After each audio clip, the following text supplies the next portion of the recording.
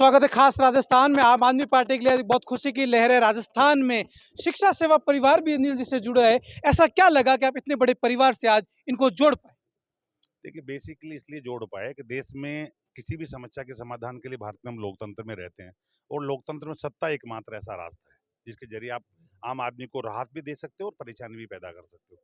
दुर्भाग्य ये रहा, 70 साल से राजनीति का एक ऐसा विकट रूप सामने आया कि अच्छे लोगों ने उसमें जाना बंद कर दिया। इसलिए बुरे लोग जाने लगे, बुरे लोग जाने लगे तो बुरे फैसले होने लगे। मैं थोड़ा सा सोच विचार करके निर्णय लेने वाला बंदा हूँ। 7 साल पहले 8 साल पहले 2014 में जब हमने स्कूल शिक्षा परिवार बनाया तो मेरा मकसद था कि हम प्रेशर ग्रुप बनेंगे जी।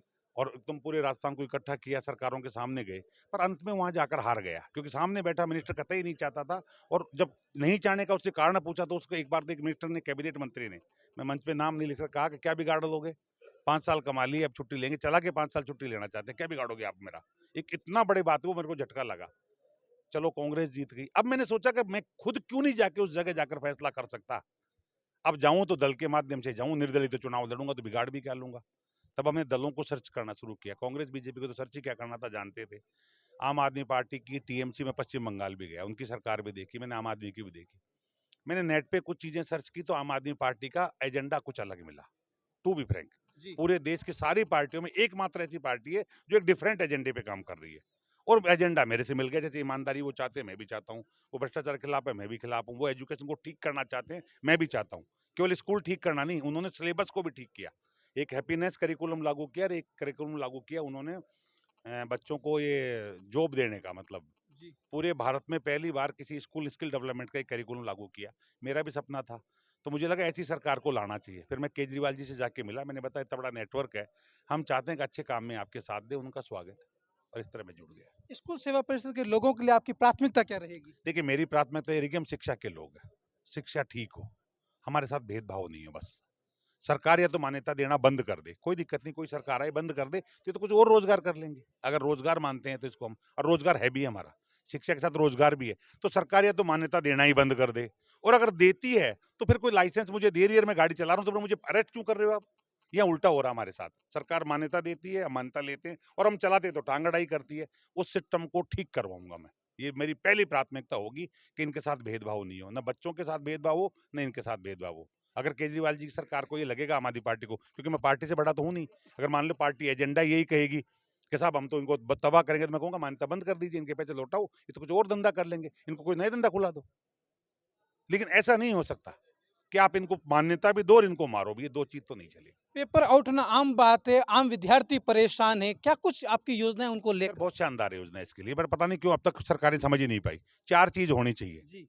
पहली चीज ये होनी चाहिए, पेपर सेट विज्ञप्ति निकालते वक्त अगर गलती पाई गई तो जो विज्ञप्ति निकालने वाला डिपार्टमेंट है, पूरा खर्चा उससे वसूल होगा, विज्ञप्ति ठीक निकलेगी। विज्ञप्ति निकलने के बाद पेपर सेट करने वाले की गड़बड़ पाई गई तो उससे पूरा पैसा वसूल होगा, पेपर ठीक बनेगा। पेपर लीक के दौरान कोई पकड़ा गया तो वो कर्मचारी, वो बिल्डिंग नीलाम होगी और नीलामी का पैसा बच्चों को जाएगा। इन मूर्खों ने बिल्डिंग तोड़ दी, क्या होगा उससे, उसको सीज कर ली, क्या होगा इससे। नीलाम करके बच्चों को पैसा दो ना, असली लॉस तो बच्चे का हुआ है, उस बच्चे को तो कोई मिलता ही नहीं है। हम चाहेंगे, आम आदमी पार्टी अगर सरकार में आती है तो एजेंडे में ये चीजें शामिल करवाऊंगा कि जिस जगह जिसकी लापरवाही साबित हो, ये खर्चा उससे वसूल हो, तब अपने आप लोग लापरवाही करना बंद कर देंगे। एक बड़ा सवाल है, पत्रकारों पर हमले किए जा रहे हैं। आज भी 3 पत्रकार हैं, वो अस्पताल में भर्ती है। तीनों पत्रकारों के दोनों हाथ और दोनों पाँव तोड़ दिए गए हैं। क्या इस प्रकार से पत्रकार आवाज़ उठा पाएगा आम सर, आदमी नहीं पार्टी? उठा पाएगा। आम आदमी पार्टी में उठाएगा, लेकिन ये अब उसका कारण समझिए, बहुत सिंपल सा है। ये क्यों हो रहा है, किसी आदमी के भ्रष्टा, मैंने कमल देवड़ा जी का सुना, कमल देगड़ा जी जो उनका कमल देव, रानीवास जो मंडोलिया, विजय उनका शंकर था, दम। अब उनका एक सरपंच नहीं किया, तथाकथित ये बात है। जी। कितना सच है कितना झूठ अलग बात है, पर अगर आप पत्रकार किसी की बुराई निकालोगे तो किसी न किसी को तो नुकसान हुआ होगा। कमल देगड़ा जी की उस जांच रिपोर्ट से उनके खिलाफ कोई जांच खुली होगी या उनकी बदनामी होगी, तो जिसकी बदनामी, उसी ने तो हमला किया। लेकिन अब उसको बचा क्यों रहे हैं, क्योंकि सरकार ही खुद चोर बैठी है। मैंने एक छोटे से उदाहरण बताऊं कि एक कलेक्टर थे जयपुर के, वो जी। सरेआम रिश्वत मांगते थे, और एक अलवर में रहे, वो सरेआम रिश्वत मांग, सारी दुनिया जानती थी। अब जब रिश्वत वो मांगता था तो क्या करता था, वो कैसे मांगेगा, आम आदमी लेगा नहीं। वो कहे काम अटकाओ सालों के, कोई दिक्कत नहीं, मत करो काम। अब तहसीलदार ने काम अटकाया, पटवारी को काम मत कर इसका। अब पटवारी आपका काम नहीं कर रहा, उसकी शिकायत लेके मैं गया तहसीलदार के पास। अब तहसीलदार कह के पटवारी से काम कर दे, अटकवाया है उसने। मैं उसकी शिकायत लेके कलेक्टर के पास आया, नहीं हुआ। अंत में मुझे तू मैं करनी पड़ी, और जब जाके ऊपर तक अप्रोच पहुंचा, जब मालूम चला को तो कलेक्टर ही अटका रहा था उस काम को। दिक्कत ये है कि ऊपर बैठा आदमी जब चोरी करता है तो नीचे चोरी करने की एक चैन खड़ी होती है। ऊपर बैठा आदमी चोरी नहीं करता तो नीचे साले की औकात ही नहीं किसी की कि चोरी कर ले। और उसका एक मात्र उदाहरण है, जी। भगवंत मान ने क्या किया कल परसों? एक मिनिस्टर का भतीजा, गौर से सुनिएगा, मिनिस्टर नहीं पकड़ा गया था, मिनिस्टर का भतीजा कह रहा था नजराना दो 1%, नजराना शब्द यूज किया। और उस मामले में जब जैसे ही किसी अफसर ने हिम्मत की, ईमानदार अफसर ने कहा साहब आपका मंत्री जी पैसे मांग रहे हैं, आप तो कह रहे हो नहीं, तो उन्होंने स्टिंग शॉट मंगाई, चुपचाप सारी जांच कराई अंदर ही अंदर, और मंत्री को बोला कि कहा कि ये सच है क्या? तो मंत्री ने देखा होगा जांच ऊपर तो हुई नहीं, भगवान मान जी छोड़ देंगे, कहा साहब है तो सच, बात आउट, पुलिस को बुला के गिरफ्तार। ये सरकार आउट करती तो भी ठीक है, पुलिस से गिरफ्तार कराया ना, अब क्या हुआ, बाकी के दहशत हो गई, ईमानदारों के मोटिवेट मिला, ये हुआ। उसके बाद उन्होंने देखा कि एक मंत्री का भतीजा अगर चोर हो सकता है तो औरों के भी होंगे, तो मालूम चला 16 मंत्रियों की बीवी भतीजे डिपार्टमेंट में हस्तक्षेप कर रहे हैं। तो कल आपने पेपर पढ़ा हो तो 16 के 16 को कह दिया गया है कि इसका हल कर दूंगा, अगर किसी का मंत्री बीबी बच्चा विभाग में लेगा तो कर दूंगा। जब ये चीज होगी, ये कब होगी? जब ऊपर का लीडर ईमानदार होगा। मैं मेरे स्कूल शिक्षा परिवार की बता दूं सर, पूरे राजस्थान का सिस्टम है, अगर ये कोई गड़बड़ करते हैं तो मैं इनको कहता हूं मैं साथ नहीं दूंगा, अगर किसी ने चोरी की गलत तो का मैं साथ साथ नहीं नहीं दूँ, देते। नहीं तो साफ पूछ लो इनको, सरेआम मना कर देता हूँ, नहीं देता, साफ सरेआम है, गलत कर रहा है मैं साथ नहीं दूंगा, नाराज नहीं होते। दूर दूर तक ही नहीं होता। कौन ऐसा व्यक्ति होगा जो जिसने कांग्रेस के घोषणा पत्र में डाला है कि जो स्कूल मनमानी करते हैं उनके खिलाफ लगाम कसने के लिए नियामक आयोग बनाओ, और जो अच्छा करते हैं प्राइवेट स्कूलों का नेता होकर कह रहा हूँ, और कांग्रेस के घोषणा पत्र में है, मेरे आप वेबसाइट चर्चा करना, बिल्कुल मैंने ज्ञापन देखा। मिल जाएगा, फिर बताओ आप मुझे। तो जब इस सोच का आदमी मैं राजनीति में जाऊंगा, कल कल्पना करो, तो मैं चोरी कैसे करने दूंगा यार? मैं तो मरे नहीं करने दूं, और नहीं करने दूंगा तो मेरे तहसीलदार चोरी कर ही नहीं सकता। संविदा कर्मचारियों का एक बड़ा मुद्दा चल रहा है। चुनाव से पहले हर राजनीतिक पार्टियां कहती है कि हम संविदा कर्मचारियों को नियमित करेंगे। 1998 में राजीव गांधी पैट्रियट्स की नियुक्ति की जाती, उसी के नाम पर राजनीति की जा रही, अभी तक उनको नियुक्ति नहीं किया गया। चाहे उसमें विद्यार्थी मित्र पंचायत से ले लो, लोक जुमिस मान लो, उनको लेकर आपका आपकी पार्टी का क्या एजेंडा रहेगा? देखिए सर, मैं पार्टी के बारे में तो अभी नहीं कह सकता, मैं व्यक्तिगत अभी बोल रहा हूँ, इसलिए नहीं कि उनकी पार्टी तो क्या आज पैरवी करेंगे मैं आप? बताऊं, दो बातें बताऊं, मैं इस पूरे सिस्टम ही गलत है ये। मैंने एक दिन ये सोचा अगर मैं राज्य का मुख्यमंत्री होता हूं तो क्या करूं, कल्पना में, आम आदमी पार्टी की बात नहीं, जी। आप इसको आम आदमी पार्टी के परिप्रेक्ष्य में मत लो। इस आम आदमी के जुड़ने से 6 महीने पहले मैं हर बार ये सोचता हूँ कि अगर मैंने जिसको धुतकार के बाहर भेजा, काश ये मैं होता तो क्या करता, क्योंकि महात्मा गांधी की बहुत जोरदार लाइन बोली थी कि जब तुम कोई काम करने लगो तो ये देखना लास्ट में जो बैठा व्यक्ति है उसमें तेरी बात का क्या असर होगा। वही जिंदगी में सबके साथ लागू होता है। आप सवाल पूछते वक्त सोच लो कि अगले पे क्या गुजर रही होगी। एक बलात्कार महिला से एक पत्रकार ने सवाल पूछा कैसा महसूस कर रही होगी, जस्ट थिंक अबाउट इट, क्या फील हुआ होगा, पर क्योंकि हम समझ नहीं पाते। मैं जो कहना चाह रहा हूँ समझो, तो मैं आम आदमी की सोचता हूँ, तो एक दिन मैंने सोचा अगर मुझे, मैं गाली काटता हूँ सरकार ऐसा नहीं करती, मैं मुख्यमंत्री बन जाऊं तो क्या करूं भाई, मैंने क्या अपने आप से करेंगे? सवाल किया।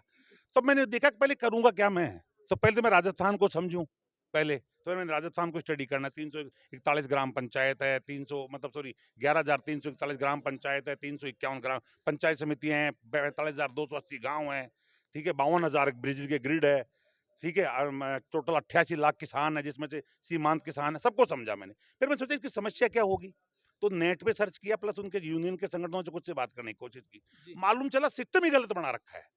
हमारी इनकम का, स्टेट की इनकम का 92% केवल वेतन में जा रहा है साला, केवल वेतन में। और कितने लोगों की वेतन में? 6 लाख लोगों की में 6,99,000 सरकारी कर्मचारी है, यानी पूरी राजस्थान की जनता का 1% भी सरकारी कर्मचारी नहीं है, और उनको वेतन परसेंट कितना जा रहा है इनकम का? 92%। जब मैंने उसको आंकड़ों में देखा तो आप 10 जुलाई 2019 की राजस्थान पत्रिका का आप 10 नंबर का पेज पढ़िएगा, उसमें उन्होंने दिया कि प्रत्येक सरकारी कर्मचारी पर डे 2390 रुपए खर्च हो रहे, 2390 पर डे, और आम आदमी पे कितने खर्च हो रहे हैं? 6 रुपए 6 पैसे, यानी विकास पे। यार जब ये आंकड़ा होगा तो ठीक हो ही नहीं सकती। अभी सरकारी नौकरी क्यों नहीं लगी? सुनो, न कोई बोलना नहीं चाहता, पर मैं बोल रहा हूँ खुलेआम, भगवान भी आ जाए तो सरकारी नौकरी नहीं दे सकता सबको, कारण पैसा ही नहीं है सरकार के पास, क्योंकि नौकरी का वेतन इतना ज्यादा कर दिया गया। जब 6 लाख कर्मचारियों पे 92% रेवेन्यू गया, तो 70 लाख बच्चों को नौकरी दे, तो पूरा राजस्थान बेच दो तो नहीं होगा।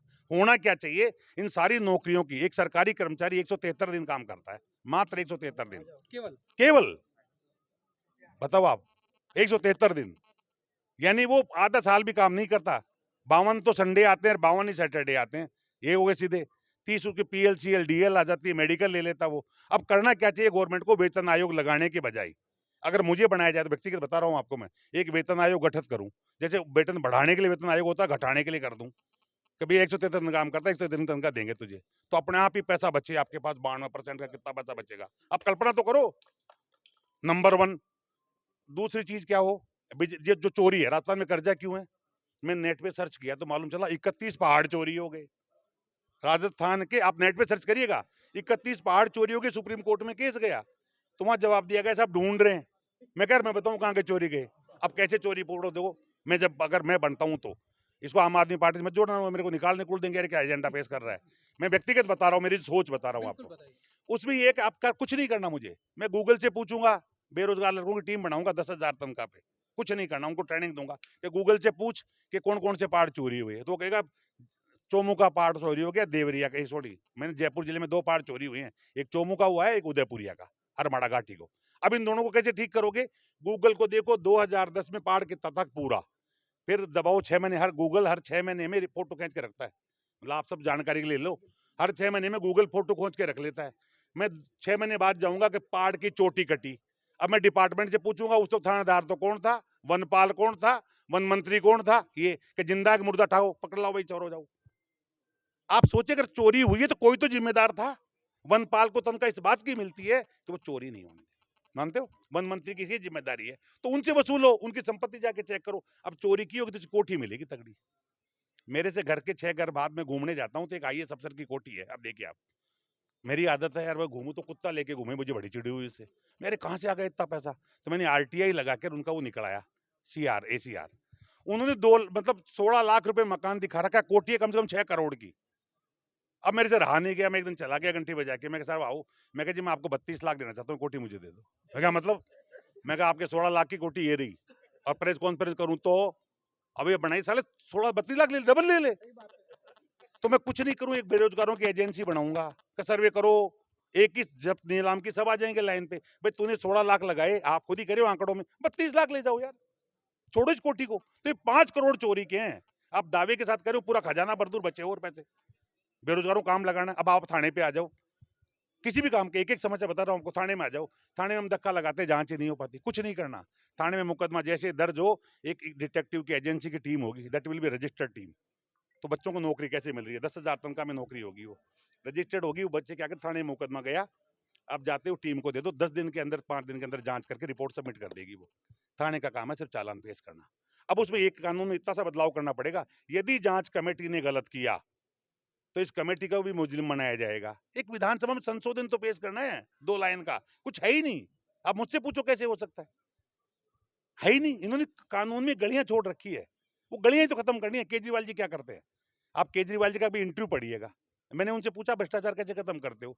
उनका सबसे पहले तो हेल्पलाइन नंबर जारी करता हूँ, जारी तो आपकी राजस्थान सरकार भी करती है, पर राजस्थान सरकार खत्म नहीं करना चाहती, वो जानकारी चाहती है। हम हेल्पलाइन खत्म करते क्या करता है, कोई कैसे भी जाके रिकॉर्ड ला के दे, कैसे भी आपने झूठा साचा दिया तो वो क्या करते हैं, उस रिकॉर्ड को लेके कुछ नहीं बोलते, चुपचाप अपनी चुप एक एजेंसी को लगाते हैं।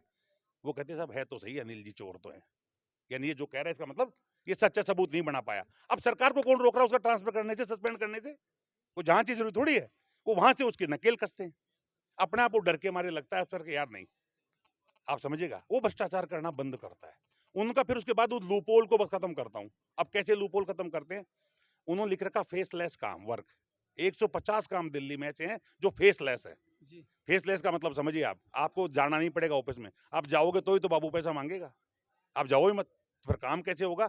उन्होंने एक नंबर जारी कर रखा है 1076, आपने 1076 डायल किया, वहां से अफसर बोलेगा जी नमस्कार सर, कि साहब मैं अनिल शर्मा बोल रहा हूँ, क्या बोलो अनिल जी, कि मुझे जन्म प्रमाण पत्र बनाना है।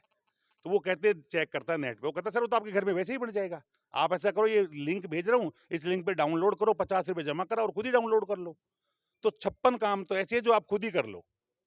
अब आपने कहा साहब मुझे तो नहीं आता, या मैं तो दूसरे काम है मेरा, तो वो कहेगा साहब आप फ्री कब होते हो? मजे की बात लो, वहां से शब्द आता है आप फ्री कब होते हो? अब आपको, मैं तो रिक्शा चलाता हूँ, रात को 8:30 फ्री होता हूँ, तो 8:30 40 मिनट पे आपके घर वो कर्मचारी आएगा लैपटॉप लेके, आपके डॉक्यूमेंट लेगा, उनको स्कैन करेगा और स्कैन करके और आपको रसीद दे जाएगा, 15 दिन बाद आपके पास ऑर्डर आ जाएगा और 50 रुपए ले जाएगा। अब बताओ भ्रष्टाचार कैसे होगा? बताओ आप मुझे। सबसे अंतिम सवाल और सबसे बड़ा सवाल, राजनीतिक सुगबुगाहट चल रही है कि पार्टी आम आदमी पार्टी आपको राजस्थान में प्रदेश अध्यक्ष बना रही है, पार्टी के लिए 3 बड़े काम क्या होंगे आपके, मैंने अगर देखा, पार्टी बनाती है तो? न तो देखो ऐसा कोई सुगबुगाहट है, न कोई इतना बड़े सपने देखता मैं। राजस्थान की जनता की सेवा हो, ये तो मैं आम आदमी बन के भी कर सकता हूँ। बिना पदाधिकारी भी बन सकता हूँ, क्योंकि मेरा पूरे राजस्थान में नेटवर्क है। मैं कल परसों से बाद में एजेंडा बना के हर जिले में जाऊंगा। 2,70,000 ऐसे लोगों की मैंने सूची कर रखी है जो राजनीति करना चाहते हैं, जो सरपंच का चुनाव निर्दलीय लड़े, पंचायत समिति मेंबर का लड़े, जिला परिषद का और पार्षदों का। ऐसे 2,71,000 की सूची मैंने ऑलरेडी ले रखी है निर्दलीयों की। यानी मुझे कचरा तो चाहिए ही नहीं, निर्दलीय बहुत है मेरे पास तो। हर जिले में जाऊंगा, मेरे लोगों को बैठाऊंगा, उनको बैठाऊंगा, दोनों से बैठ के बात करूंगा, जो आएंगे आम आदमी पार्टी में जोड़ेंगे और बूथ वाइज नेटवर्किंग करेंगे। इस तरह कोई दिक्कत नहीं, अपनी पार्टी को बढ़ाएंगे। पार्टी बढ़ा के 3 चीजें, भ्रष्टाचार पहला खत्म हो, ये हमारी प्राथमिकता में होगा, क्योंकि केजरीवाल जी की प्राथमिकता है। मेरी प्राथमिकता हो भी नहीं सकती पार्टी में। डेफिनेटली ऊपर से नियम चलते हैं, पर चूंकि राजस्थान के बारे में तो हम राय तो देंगे ही ना। तो राय में पहली राय होगी भ्रष्टाचार खत्म हो। 70 लाख बेरोजगार हैं, इनके लिए रोजगार कैसे हो, ये सबसे बड़ा मुद्दा है। और वो नौकरी नहीं होगी, इसलिए दिल्ली में भी 20 लाख नौकरियों का एक एजेंडा बनाया है और उसी एजेंडे पे यहाँ काम करेंगे। अलग अलग नौकरियां, हम बिजनेस डेवलप करेंगे। चाणक्य यह क्या करता था, सरकार को व्यापार नहीं करना चाहिए, व्यापार करने की नीति डेवलप करनी चाहिए। हम ऐसी नीतियां डेवलप करेंगे जहाँ बिजनेस चले। हम हर बिजनेस को कोशिश करेंगे रजिस्टर्ड हो और वो चाहे 2,000 का ही काम कर रहा हो। ये मैंने सीखा वहां से। अगर मैं स्टडी कर रहा था स्विस की, वहाँ स्विस में सरकार है कि आप बेरोजगार हो तो आप जाके एक वेबसाइट है, वहाँ जाके लिख दो। डिपार्टमेंट का अफसर आएगा, पूछेगा, बोल तो क्या करना चाहता है, कैसा, मैं तो कम पढ़ा लिखा हूँ, कि चपड़ा जी की नौकरी है ना, तो चपड़ा जी की नौकरी ढूंढ के वो दिलाता है।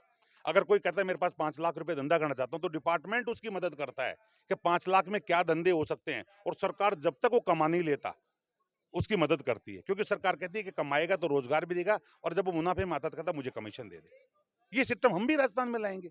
हर उस अच्छी चीज को जो देश में कहीं दुनिया में हो रही है, उसको रिसर्च करके मेरा काम है मेरी पार्टी के दरवाजे पे केजरीवाल जी तक पहुंचाना। अब केजरीवाल जी ईमानदार है, तो मुझे इतना विश्वास है वो उस चीज को लागू करेंगे जो संविधान के दायरे में व्यवहारिक पॉसिबल है। आज मैं दर्शकों आपको बता दूं कि 2000 से ज्यादा लोग बेलौटी रोड में जमा थे और यहाँ पर शिक्षा परिवार की तरफ से शामिल हुआ आम आदमी पार्टी में।